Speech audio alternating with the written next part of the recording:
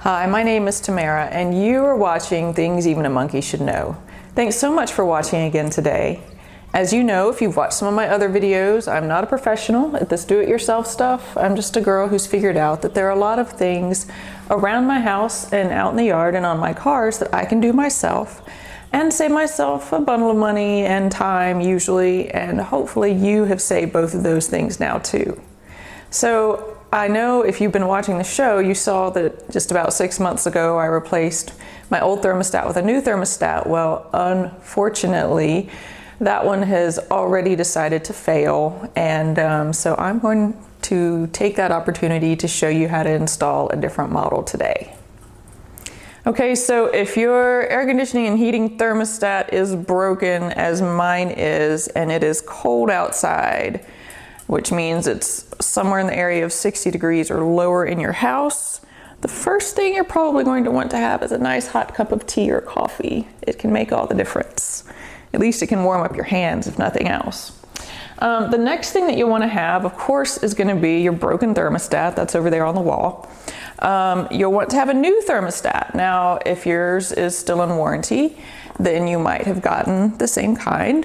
Mine actually was still in warranty, but the company opted not to honor that warranty for not any good reason. I got 3 different stories from 3 different people, and as it was a pretty expensive thermostat, I am not going to be reinvesting any of my dollars into that company. So, I decided this time to get a Nest. As you guys might remember, I wanted to have a Wi-Fi enabled thermostat. There are some things about the Nest that I do not like, which is why I did not get it the first time, but I understand that they have really good customer service and that they actually do honor their warranties. So I'll just deal with the things about the Nest that I don't like. And besides, it does look cool, so that's a plus too. Now, whenever you pay this much for a thermostat, it pretty much comes with all of the tools that you're going to need to install it and even to uninstall your old one. But in spite of that fact, I still prefer to have a few things around. So my impact driver, both kinds of screwdrivers. Well, this one is a little worn, but it'll still work if I need it. A pencil and some small needle nose pliers, because if you have the little wires like I have that are plugged into the jumpers now, I'm going to need to be able to tug those out without damaging the wire. And that should be all. So if you watch the show regularly, then you might be saying, oh my gosh, can't you just dispense with the step of turning off the power to the electrical stuff? And my answer is no, because what if this was your very first time to watch and I didn't mention that you need to turn off this power and then you went over there and you got shocked? Well, that would be terrible. So first thing we're going to do before we do anything else to our AC heating thermostat area is we're going to turn off the power to it so that there is no possibility of us getting shocked. So there we go. Okay, before we start getting the dead unit off the wall, just a reminder, whenever you do choose a new thermostat for your system, make for sure that it is compatible with what you have. A lot of the manufacturers have a website that you can go and you can check out what was I going to say, the statistics? Well, anyway, you can check out their thermostats more closely and choose what you want and make sure that what you have will be compatible with that thermostat. So just a friendly reminder. Okay, I'm going to keep y'all over here to the side, so hopefully you can see what I'm doing. I may change your angle a couple times. So as you can see, the unit is off. There's no electricity coming here. Now, if you happen to have an old-fashioned dial type of unit and you're not for sure whether or not the power is off, you can always flip it. You know, if you're on heat, you can always flip it up to 80 degrees and see if your heat comes on. And if it does not, then you have for sure turned off your power to your unit. So what I'm going to do is I'm going to go ahead and pop the front off, which is going to be a little bit different on everybody's. This one just plugged in. And what you want to do at this point is make very good note of what your wires are doing here. So if you have a cell phone, a smartphone, or a good camera, which most people do, this would be a good time to take a good photo of the wire layout here. My camera phone is involved in doing other things right now, so I cannot do that. But another thing that you can do is you can also just label the wires. So either do it with a bit of masking tape, or let me get this wire out. Okay, one would wish that it would not be so difficult to get them out, but I may need a little pry bar. It doesn't matter if I mess this up now anyways, right? Because it's just about to be deinstalled, but I don't want to wreck my wires. So I'm gonna go ahead and pry that wire out. Didn't pull any others out. Yay! And since I do not have the luxury that you guys do of using the camera, I'm gonna go ahead, and something that was really nice was that this came with wire labels. So I'm just gonna go ahead and wrap a little label around here, and if you're making your own out of a little bit of masking tape, you just do the same thing. Just right where the wire went, you know, make it really tiny and then stick it on there. So I'm gonna go ahead and do that for all of the wires now.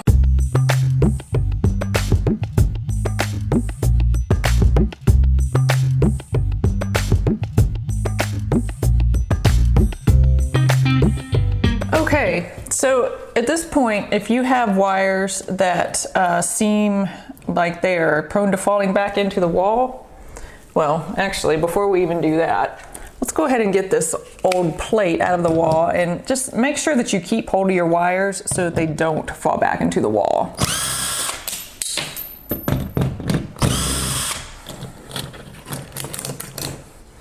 All right. Now, if your wires did seem like they're gonna fall back into the wall, which mine don't, you would just wanna take and wrap them around a pencil or a pen just to make sure that they stay out, because it would be terrible to have to go fishing around in the wall for those. So I moved y'all to the other side because I realized since I'm right-handed, my hand may have been getting in the way. I'm gonna go ahead and I'm gonna pop out these sheetrock anchors. And you can, this would probably be the easiest time to go ahead and fix those holes, spackle them, and paint them. Actually, I tell you what I'm gonna do. I'm gonna go ahead and spackle those before we continue.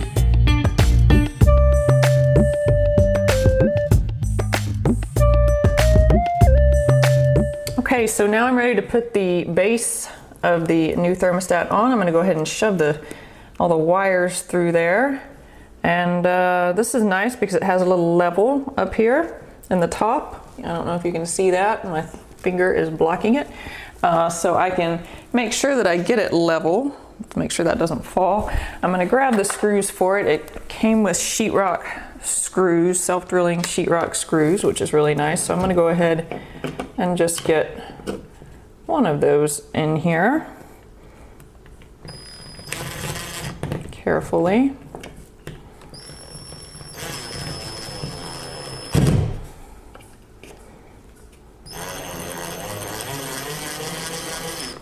And you do not want to be anything other than gentle with this. So I'm starting with my impact driver, but I'm going to end up screwing these in by hand, simply because I don't want to mess up the threads.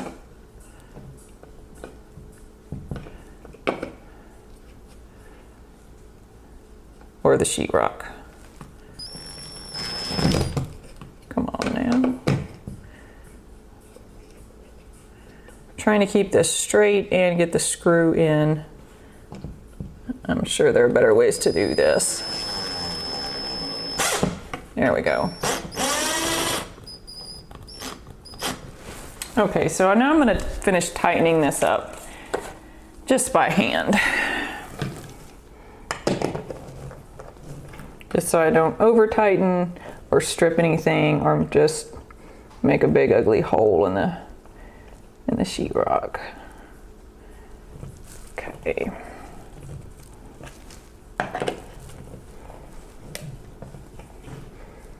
Okay, that's lovely. So now we have the plate attached.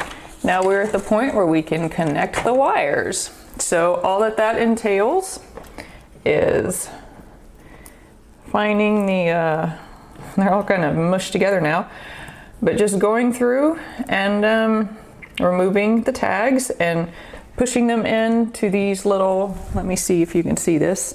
You see the little holes over here. That's all I'm gonna do is just push the ends of the wires into those holes. And you see my wires, they still have plenty of exposed wire here. If your wires happen to have snapped off or they just have a really tiny area, you may need to strip the wire a little bit of that outer coating, the insulation, just to make sure that you get a good connectivity, you know, between the wire and the jumper that you're inserting it into.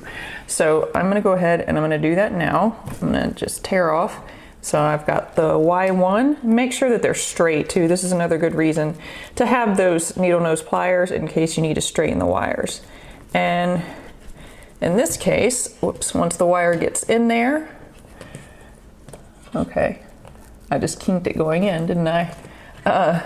It actually should, and it's going to depend on the thermostat as to what the outlet will look like after you get the wire shoved in there, but with these, see, this is firmly in there and this little button actually stays pushed down on the outside. So I know that it's in there. So I'm going to go ahead and do the rest of them now.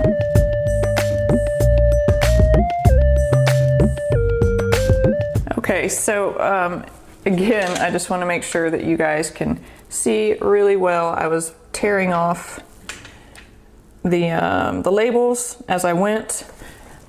Just shoved these into each one of the little correspondingly labeled holes. The little buttons out here on the outside stayed down. They let me know that I got the wires all the way in. As you can see, I have a spare wire. That wire was hanging out loose, doing nothing in my last two thermostats. So I'm just going to curl it back around in here so that it can sit here and do nothing again. So we now have our back plate installed and it looks like we are ready to put on the front. So all that we're going to do is just take the front and press it on here. Oh, that feels secure. And it looks like we are ready to turn this on and see what happens. I always love this part, don't you? This is the grand test whenever you flip your breaker and you see if you hear an explosion from the other room. No, I'm just kidding. It's not going to happen that way. But I am going to flip the breaker and then we're going to go see what that thermostat's doing. Well, I'm happy to report it came on, it came up. Now it's wanting me to run through all the setup, which I really don't want to do that right now. I just want to turn on the heat. But I guess I'll do the setup anyway. And I'm so glad it's on and it seems to be happily chugging along. Okay, so you might be hearing a little bit of feedback on the audio now, and I do apologize for that, but I'm so excited. It's because my heat is actually running again. So my thermostat finally finished downloading all of its new software and updates and restarting and asking me all these questions. And I was able to turn on the heat. So I'm so excited about that. And I hope that if you were doing something similar, that your heat, or if it's summertime, your air is now on and you are no longer miserable too. I also hope that you saw that that was really easy. And even though it is kind of aggravating that I had to change out my thermostat so soon again, I am glad that I got the opportunity to show you guys a different kind of thermostat to install and to show you that really they're all pretty easy now. They really make them user friendly. And I don't know if you saw whenever I was removing the wires from the old one, originally I was pressing down on the little jumpers because I was thinking I had to do that to get the wires out, but actually all I needed to do was just pull them straight out. No pressing needed. So there's no problem there. So you don't even have to do quite as much trouble as I was trying to do, but I figured it out after 2 or 3 of them. So anyway, I hope that helped you out. I hope that you feel good about installing your own thermostat. And as always, if you don't, or you get in a bind, you can always call somebody who does it for a living. But if possible, it's nice to be able to save that bit of money having someone else install it. So thank you so much for joining me again today. Thanks very much to everybody who has already subscribed to the show. If you haven't subscribed yet, please feel free to use the subscribe button on that side of the screen. And if you like the show, please share it with your friends, because it really helps me if you get the word out. So thank you so much. I hope everyone has a great week, and I will see you again soon.